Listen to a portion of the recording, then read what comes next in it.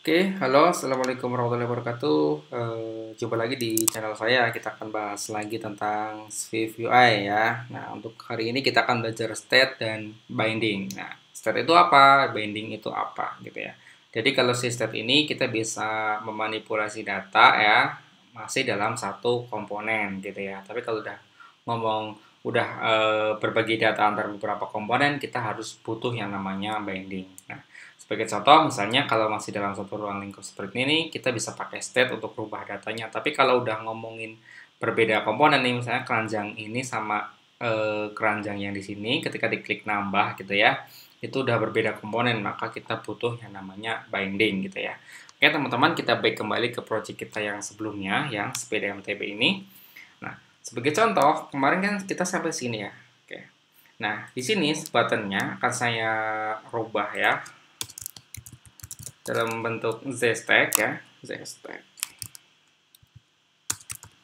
Jadi saya akan menumpukan sebuah teks ya di sini ya, di bawah button ya, saya akan tambahkan sebuah teks. Teks ini biar bisa menampilkan ini jumlah isi dari keranjangnya. Teks, misalnya jumlahnya masih 0. Ini ya, foreground. Colornya saya kasih warna white gitu ya. Terus kemudian saya kasih frame-nya width-nya 10, height-nya 10 juga ya. Kemudian setelah frame saya kasih dia tipe font adalah body gini. Terus dia itu saya kasih padding 5 ya. Dan backgroundnya warnanya saya kasih warna merah aja. Terus clip shape-nya dalam bentuk circle ya, lingkaran ini. Dan offsetnya itu X-nya posisi 10 dan Y-nya itu posisi minus 10.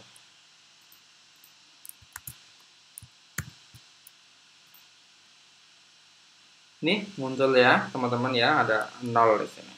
Oke. Nah, ngomong-ngomong tentang state ya teman-teman ya. Jadi kalau ngomong tentang state, jadi dia masih ini kan masih di komponen content view ya. Jadi dia melempar datanya masih dalam satu komponen. Nah, contohnya saya bikinkan state sini. State. Nah, namanya adalah apa ya? Jumlah aja ya. Jumlah ini keranjang aja. State var keranjang. Annotation-nya adalah integer, isinya adalah 0. Gini kan. Jadi dia saya akan nampilin data 0 ini ya. Data ini ya di sini di teks 0. Jadi caranya adalah seperti ini.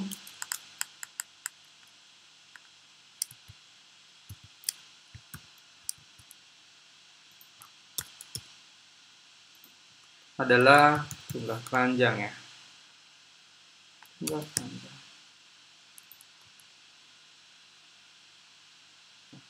Jadi kan masih state-nya masih di dalam ya, masih dalam satu komponen. Gitu. Ketika nih nolnya berubah jadi 2, gitu ya, maka si sininya dia juga akan merubah jadi angka 2 gitu ya. Dia tergantung dengan komputer masing-masing ya, semakin cepat ya semakin bagus. Nah ini state-nya udah jadi 2, makanya di sini di button-nya dia membaca 2. Ketika dia bermutasi jadi angka jadi 2, maka di keranjangnya 2. Nah, bagaimana kalau kita ternyata keranjangnya ini diklik gitu ya. Kalau kita di sini di bawah ini kan ada print tambah ke keranjang gitu ya. Nah, kita bisa menampilkan buka ya, seperti ini. Kalau kita run seperti ini, oke, sambil nunggu ngeran ya teman-teman ya.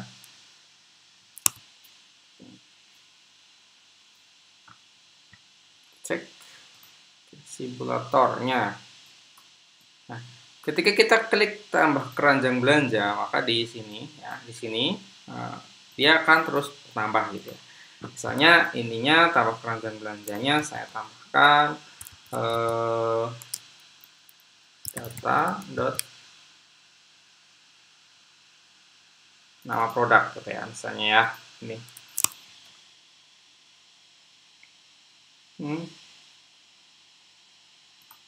Oh, pakai save karena dia masih datanya masih di dalam satu komponen gitu ya.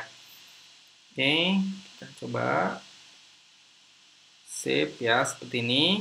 Ketika saya klik tambah ke keranjang, klik, nah dia akan muncul di bawah nih, tambah ke keranjang poligon monas 40 gitu ya, misalnya ini 50 gitu ya, tambah unit draw dan sebagainya gitu ya. Nah, bagaimana kalau kita klik ini, si keranjangnya juga ikut berubah gitu ya. Nah, oleh karena itu, karena berbeda komponen, kita butuh yang namanya bukan state lagi, tapi binding ya, karena itu udah berbeda level gitu ya.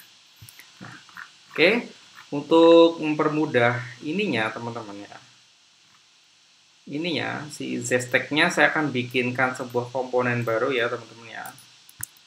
Zstack-nya saya bikinkan komponen baru, namanya struknya adalah keranjang view ya, for body some view seperti biasa seperti ini ya. Oke, si keranjangnya saya nah keranjang view-nya saya masukkan ke sini, tempat yang sebelumnya. Oke, ini kan muncul error gitu ya. Nah, ini kan muncul error karena dia tidak membaca atau tidak unresolved identifier. Jumlah keranjang ini nggak tahu ini datanya dari mana, makanya di error. Oke. Oleh karena itu, teman-teman, biar si state ini kebaca sama keranjang view ini, kita butuh yang namanya binding. Binding ya seperti ini ya. Saya berikan nama jumlah. Annotation-nya adalah integer atau tipenya datanya integer. Oleh karena itu di sini juga harus diganti dengan jumlah ya. Oke, udah nggak ada error ya. Tapi nanti ketika errornya pindah ke atas nih, ya kan? Nah, keranjang view tidak convertible dengan binding yang ada di sini. Oleh karena itu dia harus membaca si jumlah ini ya. Jadi jumlahnya dibaca nih, nama bindingnya harus dibaca nih. Nah, ini kan ada binding nih, binding. Bindingnya apa? Membaca apa? Biar kebaca apa di sini di keranjang view ini karena dia udah beda komponen. Ya udah, dia kan mau membaca state ini ya. Jadi dia kita pakai dollar jumlah keranjang. Oke, kita resume. Nah, kita jalankan. Oke. Nah, sukses ya, nggak ada error gitu ya. Ini 2 juga. Nah, ketika kita rubah jadi 1 misalnya, gitu, kita jalankan lagi gitu, maka si sininya, si apa namanya, si tampilannya, itu dia akan mengikuti data dari state-nya. 1 ya. Padahal ini kan sudah beda ya, sudah beda komponen gitu ya. Jadi si keranjang ini kan udah kita pisah, tapi kita masukkan di dalam subview-nya content view. Nah, karena udah berbeda komponen ini, kita butuh yang namanya binding. Nah, kalau masih 1 kita cukup pakai state aja gitu. Oke, sekarang bagaimana ketika kita ngeklik keranjang belanja, kita bisa memanipulasi data state utama atau state dari yang ada di content view.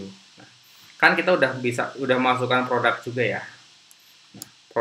Kita cari product view yang ini, product view, kita cari button yang digunakan untuk ngeklik tambah keranjang. Nah ini ya.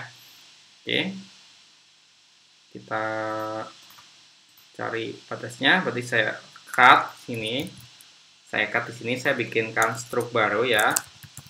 Struk baru namanya tambah keranjang.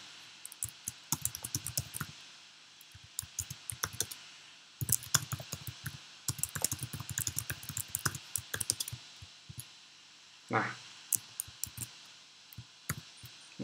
sekarang kita udah punya konten baru yaitu tambah keranjang.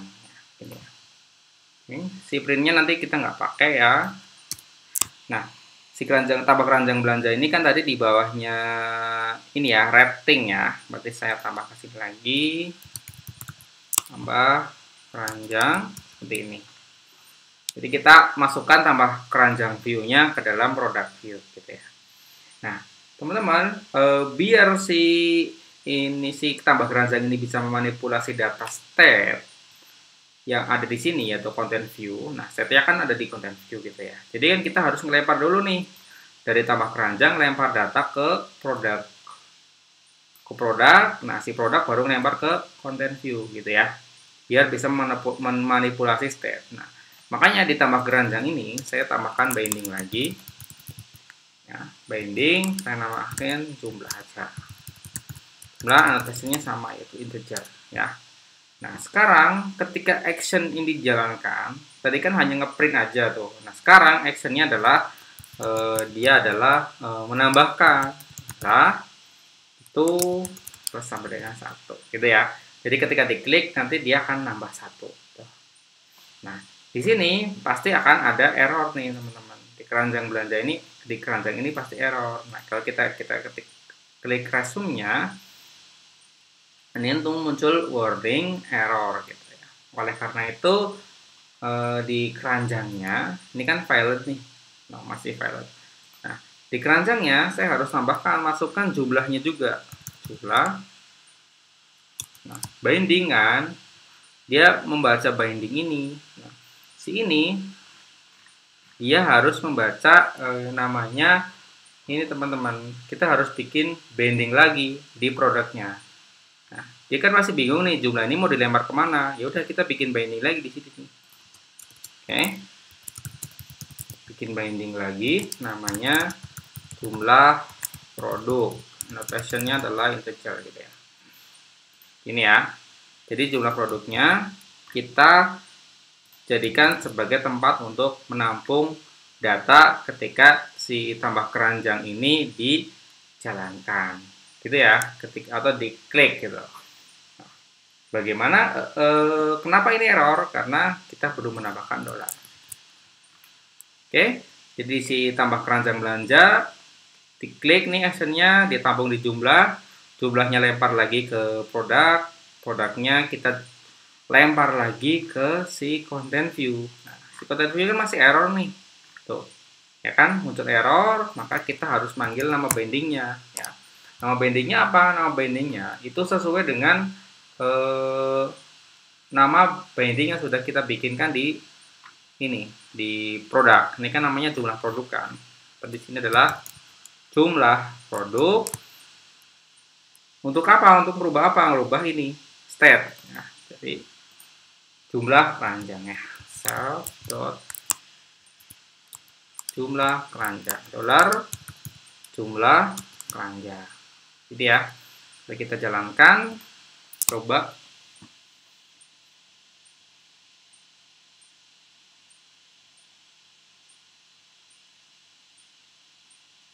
Sukses ya, ada error. Kita klik di sini, kita tunggu sebentar. Oke. Ini kan masih 1 ya. Kita tambah nih, klik ya. Nambah kan 2 gitu ya. Scroll, klik, nambah 3 gitu ya. Klik, dia nambah 4, klik nambah 5, klik nambah dan seterusnya gitu ya. Jadi ngelempar datanya sudah berhasil teman-teman. Nah, saya kasih ringkasan sebentar ya biar lebih ngeh gitu. Jadi ketika masih dalam satu komponen, misalnya nama komponen view-nya adalah content view, itu cukup pakai state saja. Kita bisa memanipulasi state.